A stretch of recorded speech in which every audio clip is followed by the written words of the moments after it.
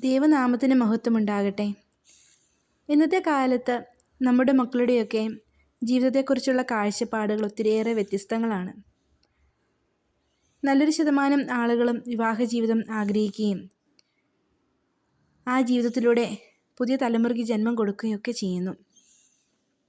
വേറൊരു വിഭാഗം ആളുകൾ ലിവിങ് ടുഗദറൊക്കെ ആയി മുൻപോട്ട് പോകുന്നു. പിന്നൊരു ശതമാനം ആളുകൾ സ്വന്തം വർഗത്തിൽ തന്നെ ഉള്ള ആളുകളുമായി ഇണചേർന്ന് ലെസ്ബിയൻ അല്ലെങ്കിൽ ഗേ പോലുള്ള സംസ്കാരങ്ങളിലേക്ക് മാറുന്നു. ഇങ്ങനെ പോകുന്ന ഈ കാലഘട്ടത്തിൽ നമ്മളെല്ലാവരും വളരെയേറെ ഉത്തരവാദിത്വത്തോടു കൂടി വളരെയേറെ വിചിന്തനം ചെയ്യേണ്ട ഒരു വസ്തുതയാണ് നമ്മുടെ മക്കളുടെ ഭാവി. ഇനിയും കാലങ്ങൾ മുൻപോട്ട് പോകുന്നതനുസരിച്ച് നമ്മുടെ മക്കളുടെയൊക്കെ ഉള്ളിലുള്ള ചിന്തകൾ മാറി മറിഞ്ഞു പോകാം.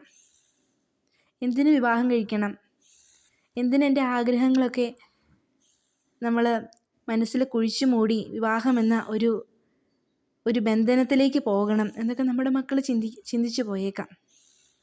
ഈ ഒരു സാഹചര്യത്തിൽ നമ്മളെല്ലാവരും നമ്മുടെ മക്കളുടെ ഭാവിക്ക് വേണ്ടി പ്രാർത്ഥിക്കണം.